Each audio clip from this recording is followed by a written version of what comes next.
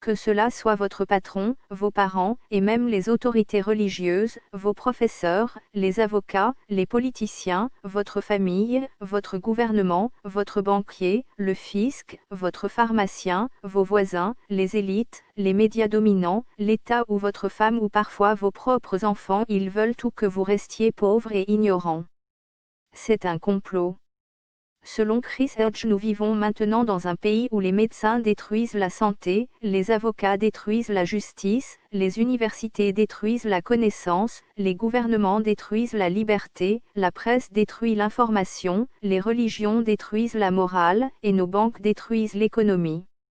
Votre patron veut que vous restiez pauvre car il veut que vous travailliez toute votre vie sans vous arrêter. Tant que vous serez pauvre, vous serez obligé de travailler pour payer votre loyer, et votre nourriture ou vos frais de transport. Si vous avez 1 million d'euros, vous allez accepter de monter sur une tour de 50 mètres de haut pour changer une ampoule par exemple. Non, si vous êtes payé au SMIC et que vous avez 1 million d'euros, vous n'allez pas accepter de risquer votre vie pour un salaire.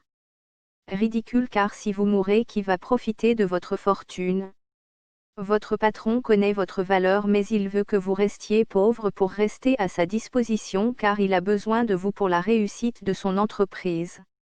Si vous aviez un bon salaire, vous pourriez prendre 3 mois de vacances au lieu d'1 mois. Votre employeur serait alors obligé de former une autre personne, qui pourrait le décevoir. Les juges et avocats sont du côté des femmes et peuvent vous voler toute votre fortune, votre maison ou l'héritage millénaire de votre famille à la suite du divorce de votre femme. Ils veulent vous ruiner, vous spolier de tous vos biens en instrumentalisant votre femme transformée en ennemie par les assistantes sociales féministes et la propagande comme quoi les femmes seraient opprimées par les méchants hommes qui seraient des diables. Quand par exemple des religieux disent le riche a aussi peu de chances d'aller au paradis qu'un chameau de passer par le trou d'une aiguille, cela ne signifie pas que l'argent est une malédiction, mais cela signifie que l'argent est un pouvoir et une responsabilité. Si vous êtes riche, vous ne devez pas vous servir de votre richesse pour faire le mal et dominer, exploiter, tuer et voler, et corrompre. L'argent est une responsabilité et peut vous éloigner de Dieu. Ainsi, si vous avez un troupeau de 1000 vaches, vous serez riche mais vous n'aurez plus le temps pour prier, ni pour votre famille. Et si vous tombez malade ou que vous voulez partir en vacances, qui va s'occuper de votre troupeau? Vos vaches pourraient mourir de faim, de soif ou si personne ne va traire leur lait, elles peuvent aussi mourir et souffrir.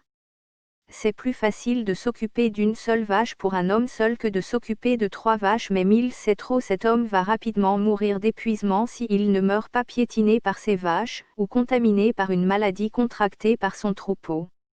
La nuit, vous devrez aussi veiller sur vos vaches, les empêcher de se battre entre elles, et les aider à mettre bas, les protéger des loups ou des voleurs, ou d'autres prédateurs. Votre femme ne veut pas que vous deveniez riche car elle se dit si il devient trop riche, il pourrait préférer une femme plus belle ou plus jeune. L'État veut que vous restiez pauvre comme votre patron, ainsi vous continuerez de travailler et donc de payer des impôts, et si vous restez pauvre, vous ne risquez pas de changer l'ordre social en achetant des hommes politiques pour défendre vos intérêts. Ainsi ce sera toujours les mêmes familles et élites qui vont se maintenir en haut de la pyramide. Enfin, vos voisins veulent que vous soyez plus pauvre, que c'est une question d'ego. Si vous vous pavanez en Ferrari par exemple, toutes les jolies femmes du quartier vont vous tourner autour et les hommes voudront être vos amis. Si vous exposez vos signes de richesse, vous allez vous faire beaucoup d'ennemis et beaucoup seront jaloux. Cela ne gêne pas forcément vos voisins que vous soyez riche si cela est discret, mais si vous êtes mieux habillé que toujours souriant, cela va les dégoûter de leur vie et ils diront mais normalement nous devrions tous être égaux. C'est cela la démocratie ou le socialisme? Un homme ne devrait pas dominer ou humilier les autres hommes en exposant sa richesse.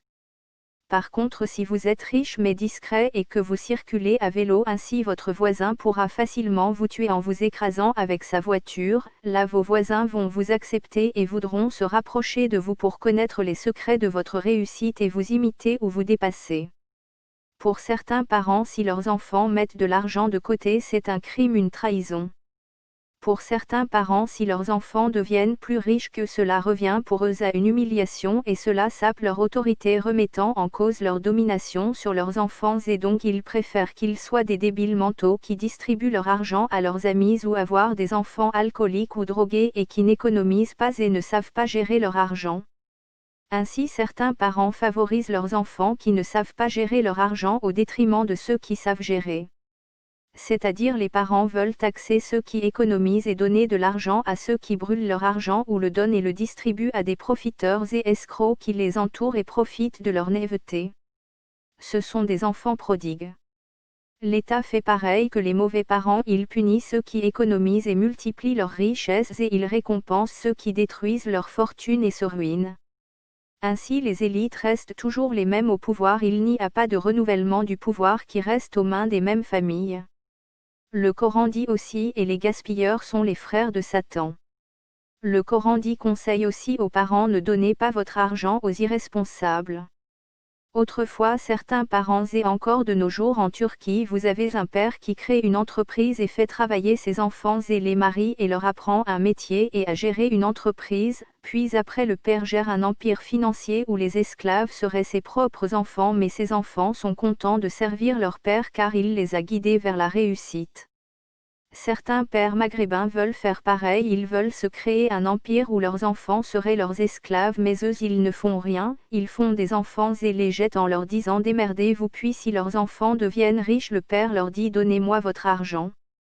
Les enfants lui disent qu'ils ne veulent rien lui donner car il n'a rien fait pour les aider, il ne leur a rien appris ni à créer une entreprise, ni un métier, il ne leur a pas donné un terrain ou des terres agricoles donc ils ne lui doivent rien, il ne les a pas aidés à créer leur entreprise, aucun conseil, aucun financement, aucune motivation même psychologique, aucune communication, donc c'est normal que ces enfants lui disent tu sais papa pour ton empire ne compte pas sur nous, c'est chacun pour soi et Dieu pour tous, c'est toi qui nous as inculqué ces valeurs. Pourtant le Coran dit ne donnez pas votre argent aux incapables. C'est-à-dire ne donnez pas votre argent à des incapables, des incompétents ou des idiots. Donnez votre argent à ceux qui en prendront soin et qui sauront multiplier votre argent. Par exemple si vous avez un fils et que vous lui confiez un mouton, si il revient le soir sans le mouton et dit le loup a mangé notre mouton, c'est un mauvais fils. Si il revient avec le mouton qui était en fait une femelle et que le mouton est enceinte, c'est mieux non. Entre un fils qui va multiplier le nombre de vos moutons et celui qui se fait voler son mouton par le voisin ou un loup qui est le meilleur. Un bon berger c'est celui qui revient le soir avec sa vache l'épi plein de lait, pas celui qui vient alors que la vache s'est fait voler son lait, ou n'a pas produit assez de lait car elle n'a pas mangé ou pas bu assez d'eau pour produire du lait. Pour vos professeurs la science et la connaissance sont une religion et une fin en soi, ils servent un État, ils sont les prêtres et les curés d'une nouvelle religion, le pragmatisme, la laïcité et l'athéisme scientifique, une doctrine, une propagande, ils ne servent pas le Dieu de l'argent. Vos professeurs, pour eux être riche c'est être professeur d'université et obtenir des fonds publics pour créer des études scientifiques ou sociales. Les universités sont appelées les temples du savoir, donc ce sont bien des lieux de culte où ce qui est vénéré c'est la science et la technologie ou les sciences humaines ou les sciences dites exactes comme les mathématiques ou la chimie. Pour les professeurs un boulanger qui gagne plus de 10 000 € par mois est pour eux immoral, pour eux il est immoral qu'un homme avec un simple certificat de boulanger-pâtissier même talentueux puisse être riche, pour eux la richesse est réservée aux imbéciles, à ceux qui n'ont rien compris de la vie et eux ont tout compris car eux veulent le bien de l'humanité, eux sont des penseurs et pas des hommes d'argent car l'argent forcément est immoral, toute fortune provient d'un crime. Ils sont aussi des théoriciens, ils font des hypothèses et des théories qui si elles sont validées par leurs confrères deviennent des dogmes, ils sont des théoriciens, ils enseignent la théorie pas la pratique. Pour apprendre la pratique le seul moyen ce sont les stages en entreprise ou le travail en entreprise. Donc les professeurs ne veulent pas que vous deveniez riche, ils veulent que vous deveniez professeur comme eux, pour eux le monde réel est mauvais, la pratique est mauvaise, il vaut mieux se focaliser uniquement sur la théorie. Les professeurs veulent changer le monde par la pensée et non pas améliorer le monde par la richesse ou l'action. Mais dans certains cas certaines technologies peuvent aider l'humanité à vaincre la pauvreté et la pollution avec les énergies libres, mais en fait non, ces sciences sont interdites et une agriculture raisonnée est aussi exclue, mais les technologies qui sont autorisées ne sont que nuisibles. Ainsi nous pouvons dire la science est corrompue. Si vous voulez créer des armes pour tuer des êtres humains, pas de problème, mais si vous voulez sauver des vies, vous n'aurez aucun soutien des élites. Le satanisme est en fait devenu le vrai but des sciences modernes. Vous pourriez mettre fin à la faim dans le monde ou créer des énergies libres ou propres, mais beaucoup de brevets sont cachés au monde car les élites ne veulent pas mettre fin à la famine dans le monde car terroriser l'humanité par la guerre ou la famine est une source de leur pouvoir, ils gouvernent par la terreur.